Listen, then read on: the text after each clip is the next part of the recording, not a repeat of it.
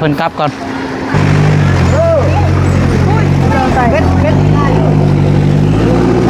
กกไม้มุนเฮ้ยนะโอ้เสือไม้แทบมีเนาะ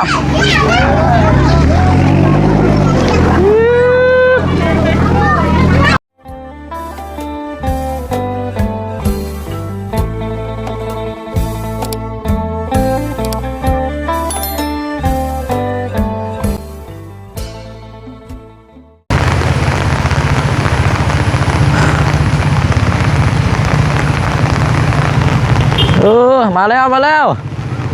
มาแล้วดื้อมาฮอดแล้วมาฮอดแล้วไปวันนี้พี่น้องเอ้ยโธ่เอาเบิ่งคนไหนบ่แต่อันทางนี่สิขึ้นได้บ่แค่นั้นแหละพี่น้องเอ้ยหรือว่ามากับฟ้ากับฝนโอ้ยโดยเอาฟ้ากับฟ้ากับฝนนี่ดินี่เนาะจะว่าอันมองทางคืนนี่มันสิรอดอยู่บ่อ้ายเอาว่ะรอเบิ่งเนาะไปได้ข้างในเอาเดี๋ยวขึ้นไปคุยกันอยู่เทิงพุ่นแหละเนาะพอได้บ่โอ้ยญาติยังบ่ได้มาไปคนแรกขึ้นไปเทิงมาละไปพี่น้องเดี๋ยวตาม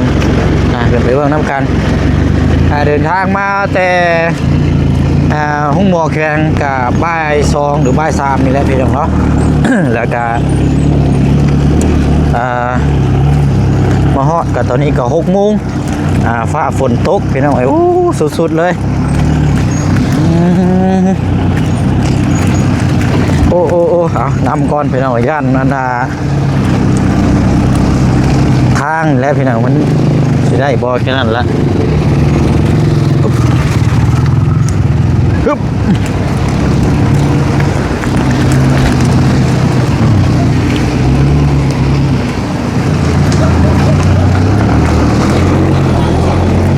ได้อีกบอพี่น้องเลย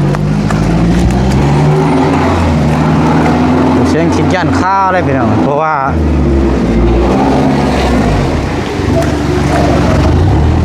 แม่นี่เราพี่น้องย้ำออกเด้อล่ะย้ำออกเด้อถอยเด้อยันขึ้นบ่ได้โย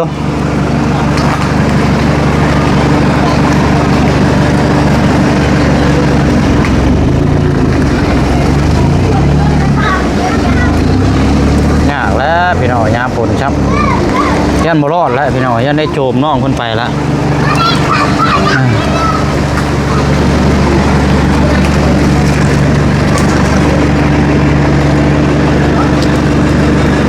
ครับขนาดย่ามแห้งแท้ยังขึ้นบ่ได้หามเขาเนาะบ่ได้แล้วคอยเขานี่นะหามน้องเพิ่นดีกว่าคอยมันมืนเนี่ยบ่ได้หรอกบ่ได้ไงคอยนี่ได้นี่ข้างๆนี่ก็ได้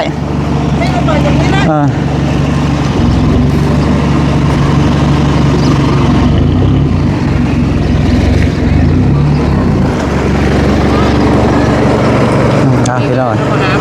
แม่อาบน้ำก็ได้จอดไว้นี่ก็ได้เดี๋ยวก็จังอันนี้พี่น้อง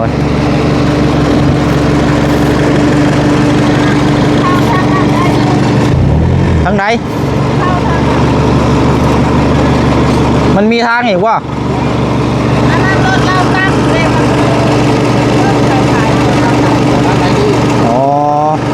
จังว่าสารลงมาเบิ่งก่อนได้คือว่ามีทางอย่างยังอยู่ว่ะใช่ดีรอดอยู่ว่ะทางนั้นก็ได้คู่เขาทางไหนเขาทางไหนเอ้ยนี่กี่ได้นี่โอเคก็ออกไปเลยนะอ๋อโอเคป้าซะเดี๋ยวย่างขึ้นไปพี่ท่าตาหน้านี่บ่บ้าไปขึ้นไปน้ำเล้าหันก็ได้ไปพี่น้อยเดี๋ยวย่างมานี่มันข นาดรถเป้าบ่เชียงมาเมื่อนั้นยังคาพี่น้องยังเร่งอึกกระทึกอันนี้บ่ได้หรอกมันกลับไปขึ้นอีกทางหนึงก่อนลองเบิ่งน้ำกันฮึบฮึบทูใช่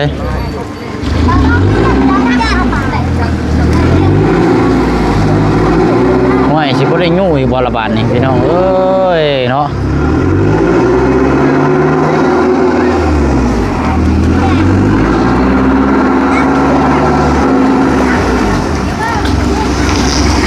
มาย่ำคนพี่น้องเนาะโอ้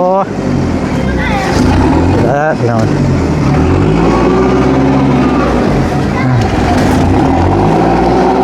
กลับลงมาเบิ่งอีกก่อนโอ้ไม่นี่ก็ได้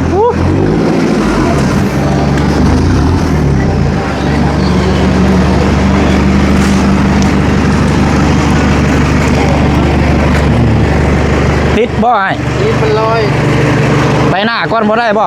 หน้าก็บ่ได้หลังบ่หมุนพวงมาลัยให้ตรงก่อนหน่อยหมุนไปอีก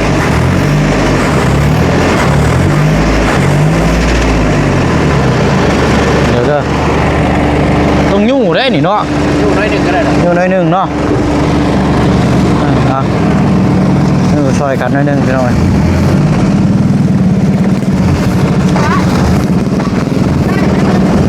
ยู่น้อยหนึ่งเนาะ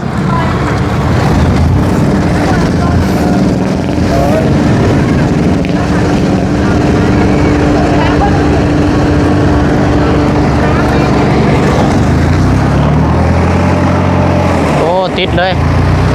เดี๋ยวยู่พี่น้องเนาะโอ้เอาสบายดีเลยพี่น้องเด้อเนาะบุษรักพี่น้องเลยยามคนยู่เอาก็ได้แป๊บนึงยู่ไปหน้านิดนึงแล้วก็จังครับอันนี้ครับยากหรอกเล็กน้อยครับเป็นลายเจ้าซอยอุปสรรคพี่น้อง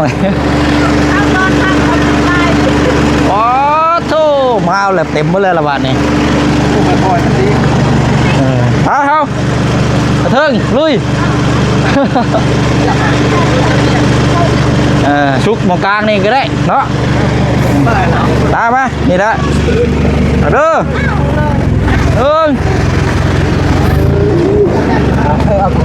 ได้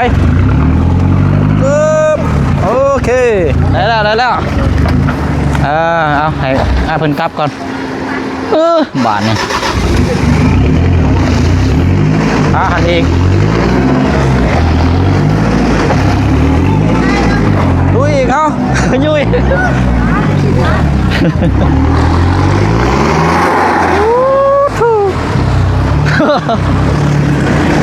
เล่นบนห้องวันต้องดูเลือดไปนี่แหละ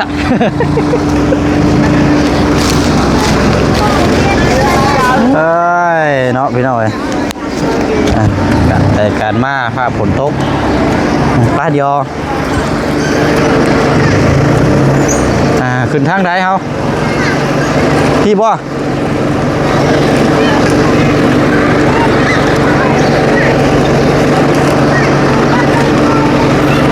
ถอยพูดอีกบ่อ๋อถอยดังอีกไงพูดอีก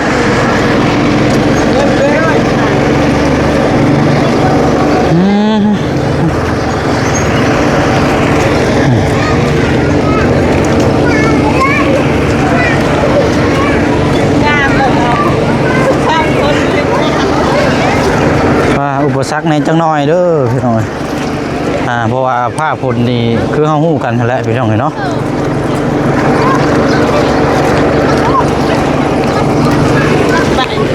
ดีแต่ว่าใช้มันขึ้นมองได้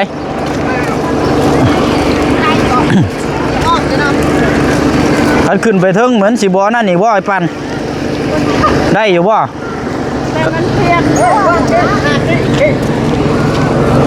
เพราะคันว่าขึ้นไปพุ่นคันกล้าบ่ได้แหละโจมมาก็ได้อย่ามามันสิคาอีกนะมันมีเดียวมองนี่เห็นบ่เอาย้ำบอกด้วยเจ้าหน่อยเด้อที่ไหลแท้พี่น้อง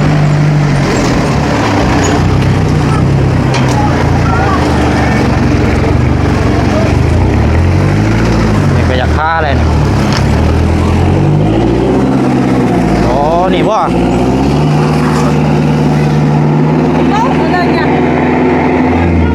ยู่ก่อนเฮาใส่ถึงอยู่ใส่มาซอยกันเฮาซอยกันโยเด้ออย่ามองหลายอย่ามองได้บ่ถ้าบ่ได้ก็โจมมาละเนาะมันไปปันที่หัวหน้าได้บ้องเรียกมันได้ยูบังเจ้าข้องบ้านเดียวไหวเลยทุกตัวเอง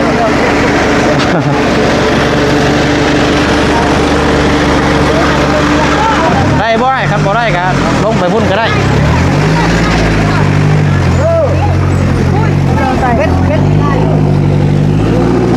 กกไม้มุนโอ้ยเฮ็ด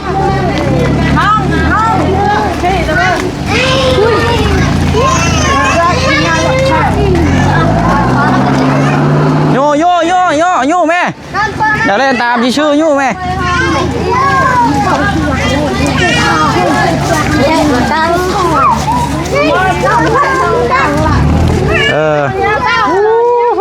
ต้องรอมาเลยก็งั้นรอมาตัวละมักจะได้เด็กหน่อยนี่ครับพี่น้อง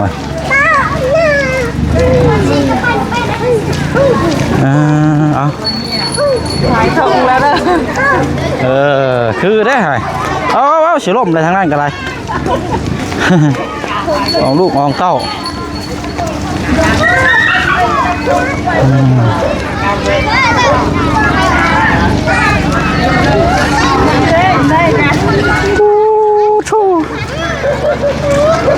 น้อยใช้ฮอดใช้แบบนี้มันคือติดลักไฟฟ้าเบิ่งเด้อลักไฟฟ้าเด้อ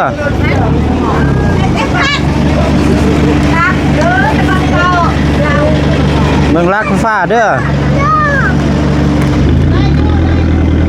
บิดบ่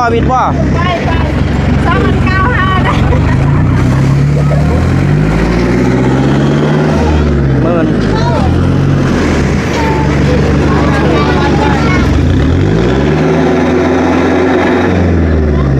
ดูเอาโย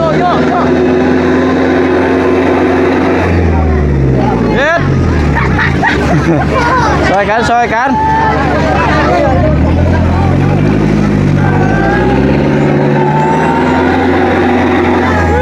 โอ้ยเนาะ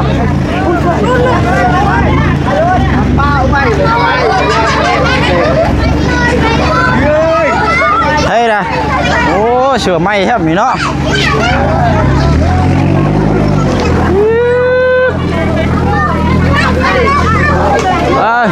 อันนี้พออะไรไปน้องเนาะพอเบิ่งมาเบิ่งน้ำกันเนาะคันแบบนี้มันก็อบอุ่นแล้วแบบนี้พี่น้องเลย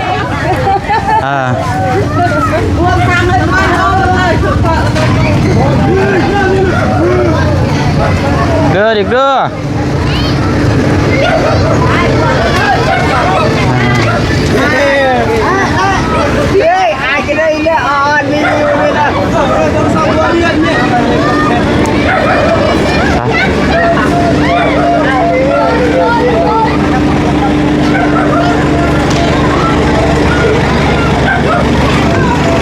เป็นได้สุดเลยเนาะกิ่งกระลิงแมวเลยบนห้องปะมีแต่ว่าใช่นั่นดิได้ยุ่นคือรถล่ะยุ่นคือรถถึงได้ยับหมดเลย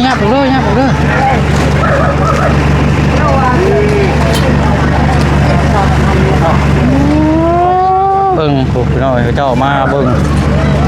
นี่ย้ำลงล่ะย้ำลงเด้อคนจีนี่ลงโอ้ตู้เนาะ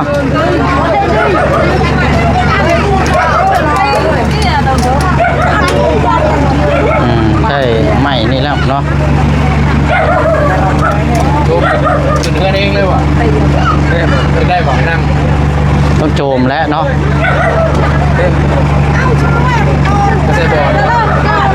เ ก็แล้วคือเจ้าชูมาตอนนั้นแหละ เขาโบนมั้ยตายไหมเนี่ยฟ้าตายพูดมาเนี่ย พูดดีแล้วเนาะ แก้ว คนสุดยอดเลย ตายม้วนกับโบเชได้เบิร์ดเสียงครับ ลายแห้งโอ้เนาะเป็นเว็บซี่ก็อบอุ่นอยู่แบบนี้เนาะลายพดกล้าจี้กล้องลายได้พี่น้องเดียวเดี๋ยวนี้ เขาโบน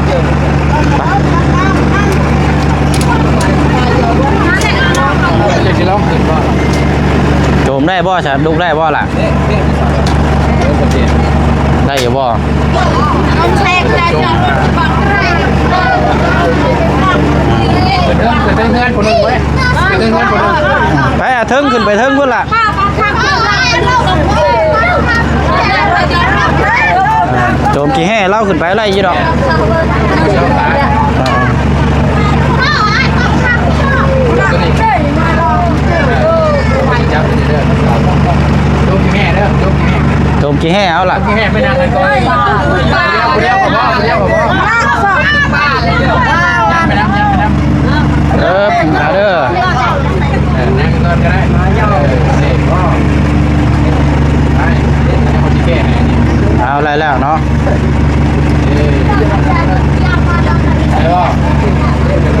แกเสื้อเอาไว้แล้วแกเสื้อ ปานคอนเสิร์ตไหนเนาะวงลงจากวงดนตรีนึงนี่ป้ามวนกรุ๊ปเลยแหละมาแรงนี่บ่มีโต๊ะนั่งเลยละคนลายขนาดเลยอ่ะเนาะ ถ่ายไปเลย เอาไปท่า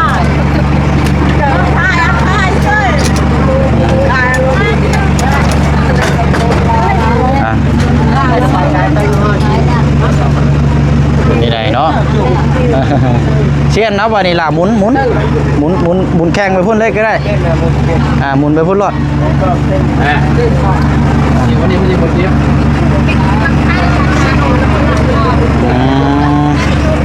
โอ้นี่ไม่ห้องอันนี้เนาะ แล้วก็นี่วันนี้นั่งไม่ได้ครับใหญ่นี่วันนี้นั่งไม่ได้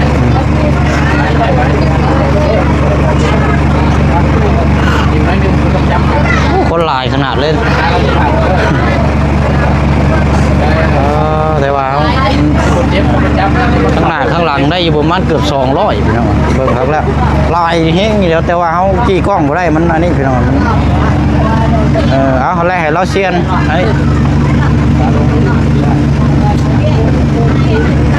ฮอดบ้านแล้วใครอยู่ดอกบ้านนี้พี่น้องเนาะจังว่ากันบ้านนี้ในเวลาในการเดินทางกับแต่วันจันทร์วันอังคารเนาะอังคารมันนี่ก็ตัวเกือบอาทิตย์นึงแล้วพี่น้องไปแป๊บนึงบ้านนี้พี่น้อยพวกเจ้ป้าพี่น้อยเนาะเรียบร้อยเดียวบ่เชียงสิให้อ้ายเพิ่นไปลงอยู่ห้านเอ้ยอารมณ์ดีหั่นพี่น้อยกินข้าวกินน้ำอยู่หั่นก้อนแล้วก็จังพากันเดินทางเมื่อเอาแม่เพิ่นออกเดินทางก่อนสบายดีเนาะเดินทางปลอดภัยพ่อกันอยู่พุ่นนะเด้ออยู่ห้านพุ่นแหละเดี๋ยวเฮาตามไปบ่คิดว่าทั้งเพิ่นสิมาป่านนี้เนาะเบิ่งพี่น้อย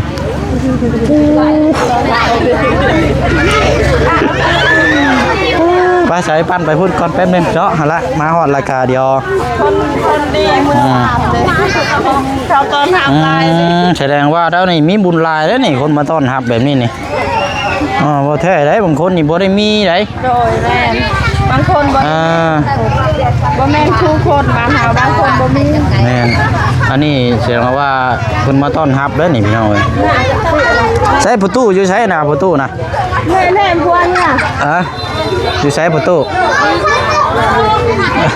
โบแม่เฒ่าเราโทรถามตลอดบ่ตายบ่ร้านเนาะ โอ้ย ผู้เฒ่านี่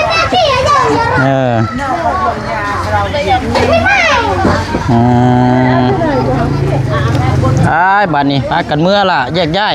ขอบใจเอาประตูเนาะขอเทือนหน่อยเด้อขอเทือนหน่อยได้ไว้ดีเจ้าเลยลูก มีแต่ว่าอันนี้แหละปันนั่นกับมื้อนี้ก็พักผ่อนเด้อพักผ่อนเดี๋ยวมื้อเช้าเฮาสิเข้ามาแล้วก็จังสิมาพูดคุยน้ำกันอีกเนาะเพราะว่ามาฮอดบ้านแล้วก็จังได๋ฮะก็จังเบิ่งน้ำกันอีกเทื่อนึงเนาะได้ให้นั่นก็ให้เราพักผ่อนนอนกินข้าวกินน้ำเนาะทางปันก็มื้อพักผ่อนก่อนมื้อนี้เฮาบ่ยังบ่พอเว้าหยังกันหลายมื้อนี้ต่างคนต่างเมื่อยให้พักผ่อนก่อนแลมื้อบ่เชิงสิเข้ามาแล้วก็จังพูดคุยชี้แจงน้ำกันอีกทีนึงว่าจังไดต่อเนาะบวกกับเพราะว่าสิได้พาทางอ้ายเพิ่นยังเพิ่นท่าแน่นะทางหน่วยกู้ภัยเฮาเดี๋ยวสิพาเรามากินข้าวแล้วก็จังเดินทางนะเนาะบัดนี้ฮอดเฮือนฮอดซ่านแล้วก็พากันอบอุ่นก้อนคืนนี่เด้อเดี๋ยวมื้อสิมาหาตามนั้นแหละเนาะเอาไปปั่นเด้อมื้อเดียวบ่เชิงสิเข้ามาแล้วก็จังพูดคุยน้ำกันเนาะเอาประตูเด้อเอาสบายดีก่อนเอาตามนั้นเลยปั่นเลยบอกทางครอบครัวเราหน่อยเด้อเพราะว่ามื้อนี้เฮาพอดึงต้องไปต้องนั่นไงขี่รถลาวบ่ได้เมาบ่ได้กินยาเลยบ่ได้เมาพอดีโดยเอาดีแล้วเนาะบัดนี้เดี๋ยวมาละพักกันย้ายเมื่อบัดนี้เนาะมื้อจังว่ากันพี่น้อยเพราะว่าสิพาทางง่ายเพิ่นกินข้าวกินน้ำอยู่หั่นเอื้อยแล้วก็จังอันนี้เนาะไปเนาะอะไรเด้อโอ้ยังบ่พากันเมื่ออยู่อันนี้เนาะนั่งเข้าจะพาเท้าดิโอเคเนาะตามนั้นแหละเนาะไปพี่น้องเนาะเดี๋ยวเห็นอะไรพี่น้องเดี๋ยวไปต่อกันอยู่ห้านเอื้อยเนาะเพราะว่าจะได้กินข้าวกินน้ำมาจังเมื่อเนาะทางง่ายเพิ่นหน่วยกู้ภัยเฮาพี่น้องเอ้ยพี่น้องเอ้ยมาต่อกันอยู่พี่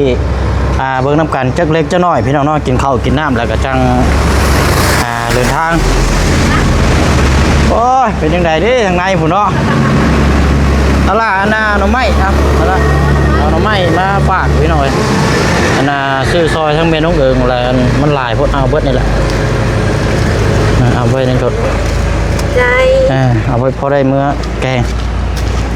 งจะต้มแล้วพี่น้องเห็นชัวร์กันทำไมมันลายเพราะแม่งบ้านนี้เนาะกลับก็เกือบ2 ชั่วโมง 3 ชั่วโมง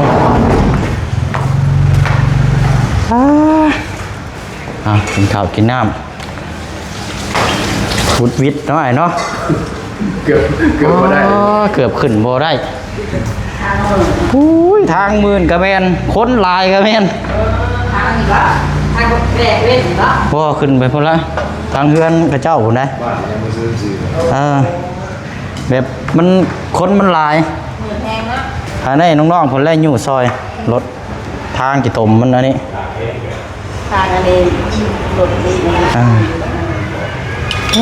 เนาะได้อย่างนี้กินเฮาทางนี้เนาะลาบนี่กินตำเด็กเรือแต่กินตำโอ้ยเนาะเรือแต่แทนกระดูกพ่อมันสิกินน้ำแต่เพื่อสิมีแต่กระดูกกินน้ำบ่ได้มันหมดเลยมันสิว่ากับอาหารว่างเนาะไปกินหลินซื้อมีเรียกเด็กแถวโบราณก็เลยอะไรเนาะกะเดี๋ยวกินข้าวกินน้ำแล้วก็จ้างเดินทางน้อยเนาะมีลาบบ่เขาสั่งลาบชุบกับดิบมั้งก็เดินลาบมาแกงมีแกงแต่ว่าจะมีอย่างมียาอะไรพี่น้องแต่สุรากับต้มเนาะประมาณนี้แหละเหมือนกัน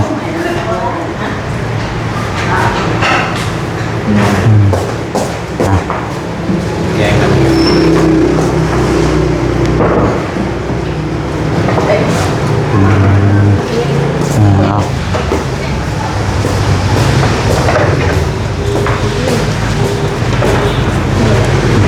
กินข้าวกินน้ำเลยจังอันนี้จักชั่วโมงง่ายเมื่อปะเนี่ยนะ3 ชั่วโมงครึ่ง3 ชั่วโมงกันชิโบซ่าจุดนี้บ่ปานใดหรอกรถเริ่มบางแล้วแต่ว่ารู้สึกว่าแบบกลัวรู้สึกว่าต้องสิบรอดอีกครับ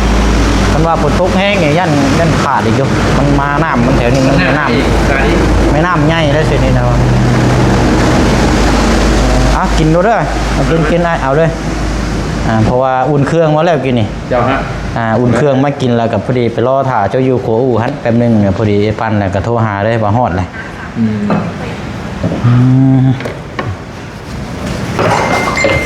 ผมใส่เลย ป่าอยู่ในมาแล้วป่ะ เดิน ไปอันนี้เซมเนียงอันนี้ บ้านผมมาไปดิ ฮ้อนไปหน่อยเนาะโอ้ย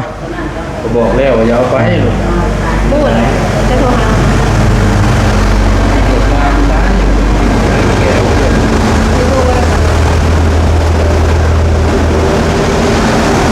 บ่ได้มีไผเข้ามาเลยบ่เอ้ยทีมงานบ่ได้มีไผเข้ามาบ่ออกมือเบิดละ มาแล้วแต่เช้านี่ อ๋อ แรกกันบ่เห็นแล้ว ตอนแรกยันมันคือเข้าเมื่อเนาะ โจ๊กเลย โดย มาได้ปุ๊บได้ ให้เพิ่นกินแล้ว นี่มันเจ้ากัน เขาน่ะกินมาแล้วเขาน่ะกินแล้วก็ออกไปได้ มีแต่ว่าให้ได้ทั้งอันนี้แหละเอ้ยอัน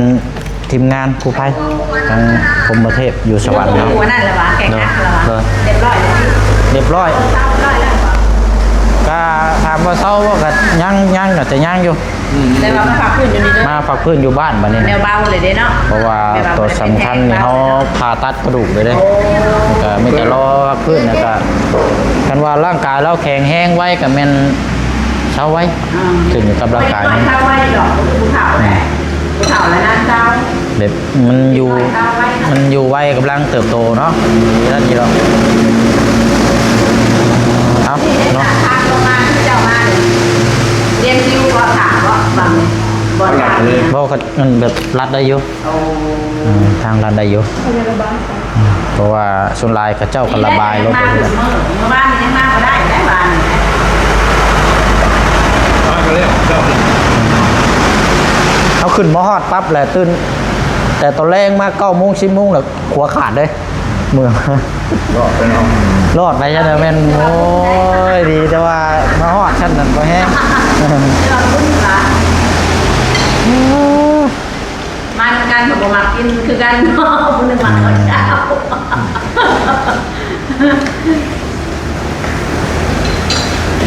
เอากะไปเรียบร้อยเนาะสาวพี่น้องไอ้มิแต่ว่าให้ทั้งแม่เพิ่นกินข้าวกินน้ำแล้วก็จังเดินทางมื้ออื่นจังไปพูดคุยน้ำกันอีกรอบหนึงเพราะว่ามื้อนี้ขึ้นมาต่างคนต่างเมื่อยเนี่ยก็เลยให้เพิ่นพักผ่อนก่อนแล้วจังว่ากันมื้ออื่นผ้าปุ่นกับใครในหากระยุดแต่ว่าเบิ่งก็ย่ำบ่รอดตกอีกคือเก่าหั่นแหละเบิ่งวันที่10 11พุ่นบ่จักบ่ ลูกใจลูกเป็น คือว่าวันที่10บ่พอสิฮอดมื้อนี้ก็โอ้ย4-5มื้อพี่น้องพอแฮง ดึกรีบไปหนุ่มอันนี้เปลี่ยนงานตลอดไปบ้านลูกใหม่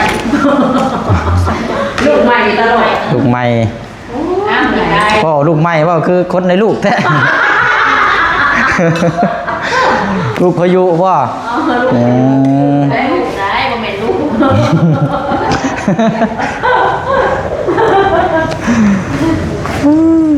เอามาหลายลูกรถมีไรมาบัดเดียวอายุบ้านนู่นสว่างกับไปหลายหลังอยู่ได้มื้อนี้กะพายุ ลมก็ได้ ลมพายุเข้าทั้งนั้น